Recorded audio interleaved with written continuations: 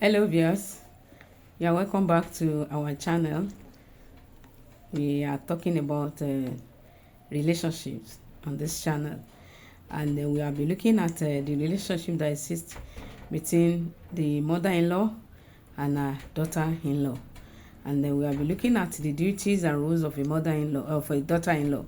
Today we are going to proceed, and we are going to go further to see what is expected of a mother-in-law. We'll be talking about daughter-in-law, yes. Yeah, because they are the younger ones, we need to address them. But for today, we are going to pause a bit on the daughters-in-law, and we're going to look at the mothers-in-law. I welcome you once again. I'm Dr. Mrs. Gladys Oregbemi-Oshinyemi, and I will still continue on this topic today. We are still continuing this series today, and I hope that you are always with us on this journey, and I believe that you will make a good use of this journey together. Today I'm going to read a verse of the Bible before we move forward. Sorry, I'm reading a Bible because it's one of the books that makes us better. So I'm reading from Ruth chapter 1. I'm going to read verse 16, and it says, "And Ruth said, Entreat me not to leave thee, or to return from following after thee. For whither thou goest, I will go, and whither thou lodgest, I will lodge. Thy people shall be my people, and thy God shall be my God." What that place is saying in plain English is that Ruth was enjoining her mother-in-law not to discourage her from following her, because wherever that woman is going, that is where she's going. Wherever she's living, that's where she's living. Whatever she's eating, whatever she's doing, that is what she will do. So she's just the mommy. Don't bother yourself. Don't even bother to convince me. I'm going to go with you wherever you are going. That is the message. Ruth chapter 1 verse 16. Why do I read this passage this afternoon? Is for us to know that the relationship that exists between a daughter-in-law and a mother-in-law is such that is a strong bond. There is a kind of strong bond that is between them. The Bible said that a man is going to leave his wife, his father and his mother, and is going to cleave. You know the meaning of cleave? He's going to cleave to his wife, and the two of them will become one flesh. You know, there is a living.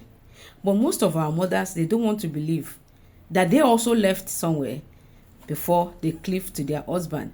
And their son also one day will leave them and cleave to a woman. And that relationship, like I said earlier, that relationship is formation of a strong bond between two women. And as we see in the example of Ruth and her mother-in-law, the bond that exists between them was such that it was so cordial. We can say that it's a cordial relationship. That where you go, that is where I will go. Whatever you do. And when we read the book of Ruth all through, you will discover that Ruth meant every word that she said. She didn't turn back. She didn't turn her back to her mother-in-law. No, she made sure that that relationship exists. But today, like I said earlier, we're going to look at what is expected of a mother-in-law. Yes, you are the one that gave birth to the man before the man brought another woman, yes, to the house. At times, it's a difficult decision. You know, for the woman to say that I am accepting this woman, at times it's very difficult. But do you know, it ought not to be like that. So we are going to look at what is, as a mother-in-law, what am I expecting from my mother? As a daughter-in-law, what am I expecting from my mother-in-law? As a daughter-in-law, what are you expecting from your mother-in-law? And as a mother-in-law, what do you think should be your responsibility or your duties towards your daughter-in-law? I quoted a verse of the Bible before, that the Bible said that a man is going to leave his father and his mother, and he will cleave to his wife, and the two of them will become one flesh. But do you know that some mothers still want to stay in the midst of these people? Please, Mama, our mother-in-laws in Nigeria, Ghana, Cote d'Ivoire, Switzerland, America, UK, listen and hear this. That apron that you are tying your son, you need to cut the string of that apron. That in my place, from Yoruba part of Nigeria, my place, they used to have an adage. They said, when you give a goat to somebody, the rope with which you tie that goat, when you are giving it to the person, you are giving it with the rope. Not that you now give the person the goat and you still hold the rope. No, you have not given that goat until when you release that rope. And that is what that is what I'm telling the mother-in-laws, to the mothers-in-law this afternoon, that when your husband gets married to a woman, you need to cut that string that is tying you. Please don't misquote me. What I'm saying is, before the guy got married to a woman, you are the one that is doing his cooking. You are the one that is even calling the dry cleaner to come and pick your sons. You are doing practically everything. She will say, Mommy, what did you cook? Then, Mommy, what did you do? Mommy, am I okay like this? The way I make my tie. At times, you are the one that will even do it for him before he can go out. But you should know that immediately that son gets married, you need to tie that, you need to cut that string that is tying you to his apron. That is, that is making demand from you on everything. And that is why when after he got married, he will not come home and say, Mommy, what am I going to eat? She's going to say, Nkechi, what did you prepare? Darling, dear, or the way they used to call themselves now, baby, what did you cook? So it means that immediately the guy get married, you need to cut that string. You need to cut that string. The timely understanding of cutting that string, it's good for you. When you cut that string on time, it's good for you. So that you will not be prognosing. It's not easy for a girl when you are still the one practically controlling your son. You are the one will tell him, no, don't wear that cloth. The wife is there. That responsibility has been shifted to the wife. Some of you mothers, you just like, no, she doesn't know what my son needs. Who told you? No, he doesn't understand the kind of food that my son loves. Who told you? Whatever she's cooking for your son now is what your son will be eating. Your son loves her. They love each other. Your son has left you, cleaved, not just joined. Cleaving is a deeper one, and they become one. So if you are now saying, no, my son doesn't like red clothes, my son doesn't like yellow clothes, leave her. Let her decide. Let her also find out what your son really loves. So therefore, cut that string at the edge of that apron that is time that you are using to tie him. You are the one that dictates what he does before. You are the one that knows all his friends before. But all those your responsibility now has been shifted to another person. Is it so difficult to accept? Yes, it's very difficult, because you are the one that has been raising this boy right from the beginning. But unfortunately, that is how it is. Once you just once your guy just said I do, and the other one said I do means I am leaving every other ones, apart from ex-girlfriend, apart from every other relationship, including that relationship of you dictating his lifestyle. He's not going to leave you. Is the tie, the bond of mother and son is quite different from what I'm talking about. That one cannot be broken.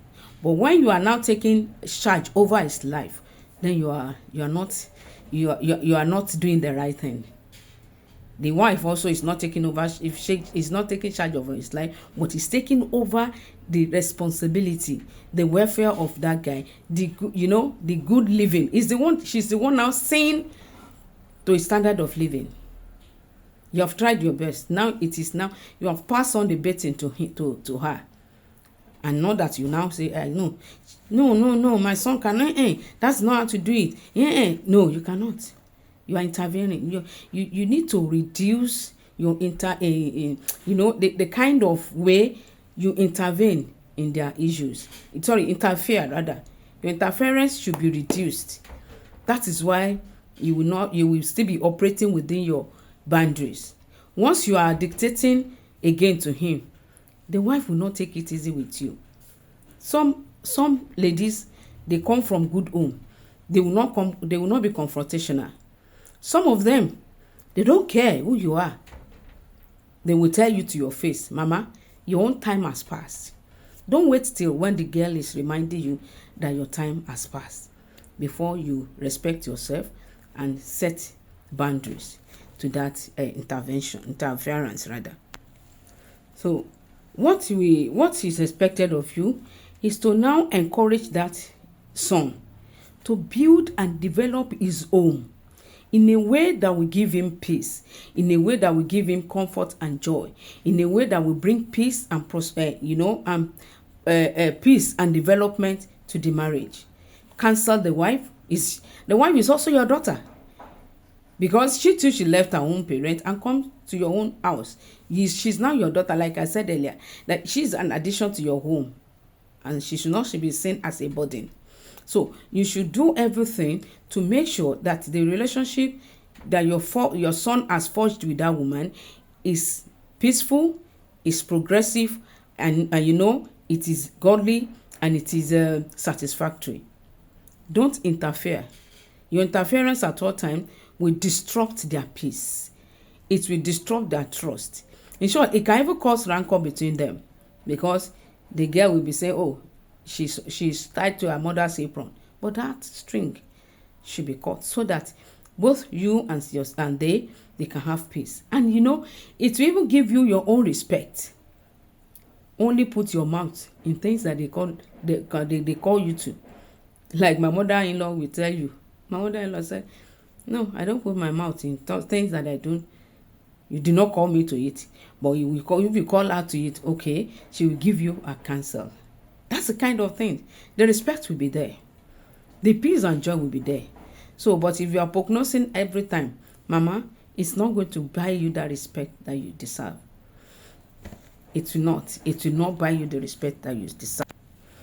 Then I want to another thing, apart from cutting the string that tie him to your apron, is that please, ma, learn to pray for your daughter-in-law. Are you expecting her to fail?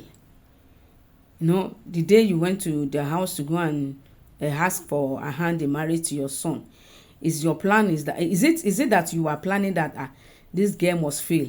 No, it shouldn't be. Pray for her at all times. Expect us also to be successful.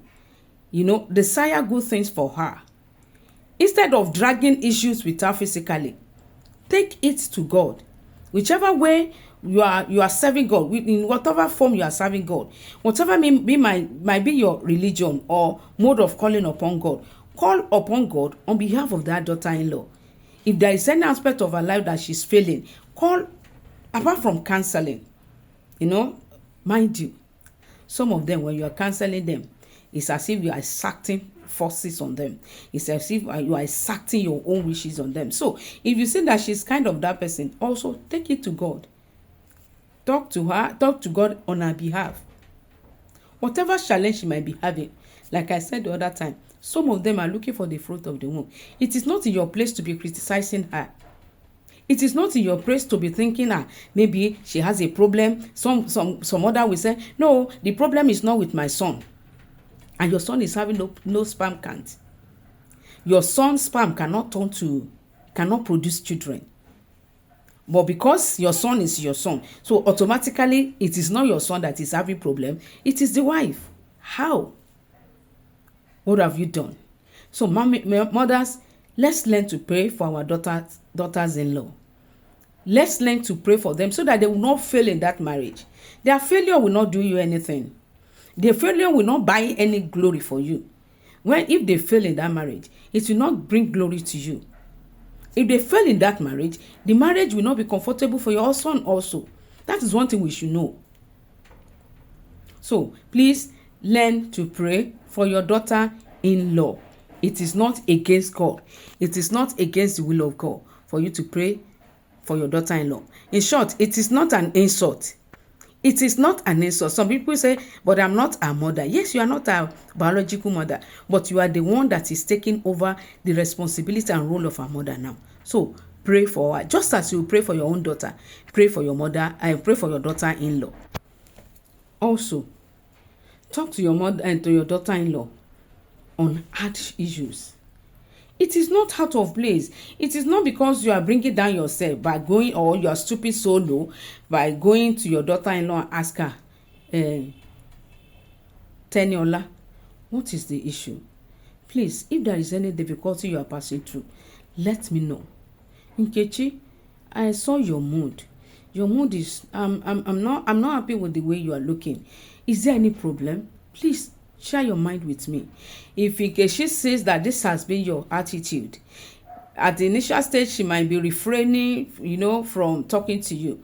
But when she sees the sincerity in your heart, mother, she will come one day and say, Mommy, this is what I'm passing through. This is my challenge. It will even go to a stage. By the time Nkechi is coming from office, Mommy, if you know what happened in the office today, if you know this, you see Nkechi flowing with you because she has seen a mother in you. So let's take time as mothers to also address issues with our daughters-in-laws. Yoruba people, they say the tongue and the teeth will always fight, but after fight they will have a way of resolving it because they will also always live together. And so if that is the issue, yes, there might be issue between you and your daughter-in-law. Yeah, call her. She's the younger one. Call her. This error is what you did. Please, can we find a way? Or you can even go to her. Please, my daughter, I don't know, maybe I've offended you in any way. Let's tell me if I'm wrong, if I've hurt you, if I've done something you don't like. Mama, feel free and bold to tell her, my daughter, please, if I offend you in any way, let me know. The lady too is not a mad woman. She's not mad. She has a mother at home, and she sees the sincerity of the way you have been talking to her. She will adjust, and you will see thereafter. Mommy, please, I have this experience. Can you talk to me about it? Can you help me solve this? Can you help me do this? She will be able to trust you with everything, including her children. There are some mother-in-laws. Their daughter-in-laws cannot even trust them with her children because she knew immediately she's leaving the house, the mother-in-law can do anything to her children. Is that the kind of mother-in-law you are? Build confidence and trust in yourself and in your daughter-in-law. Let her be able to trust you. Let her be able to bring her challenges, her difficulties, her hardship to you because she knows that she has a praying mother-in-law. Because she knows that she has a caring mother-in-law. Because she knows she has a mother-in-law that doesn't just interfere in their issues. She doesn't poke news. She shows understanding. She set up boundaries properly. And that one will earn you respect. Mothers-in-law, please, I want you to consider this. What is so special in life that we will use the whole life to fight one another? Do you not know that where there is peace, where there is love, that is where God dwells. That is where God lives. God is not author of confusion. He doesn't live in chaos. And so if there is chaos between you and your daughter-in-law, if there is chaos between you and your daughter-in-law, it will lead to chaos in the home. Some are sending trouble all the way from a long distance to their daughters-in-law. Some are sending trouble from abroad home to their daughters-in-law. And some are, let me say, residents evil. They reside in the home and they are giving fire. What are we going to gain from all these troubles? Mothers, I encourage you this afternoon to think over what we have discussed. Next week, by God's grace, we will still look at what are the expectations of your daughter-in-law from mothers-in-law. this time next week, I hope to see you. Like I used to say, please, I need your feedback. I need to know that, okay, this program is impactful. I need to be encouraged by giving your feedback. I need us to send questions, send your contributions. I need you to share your experience so that others can learn from it. I said earlier, I am not perfect. I don't know everything. I'm just an anchor or coordinator for this program. I want to hear from you. I want us to share experiences together. Do you have a troublesome mother-in-law? Do you have a loving mother-in-law? Please, can you share your experience with us so that by this time next week, we will have better things to share. I remain yours on this channel. Thank you, and I look forward to the next series. God bless you.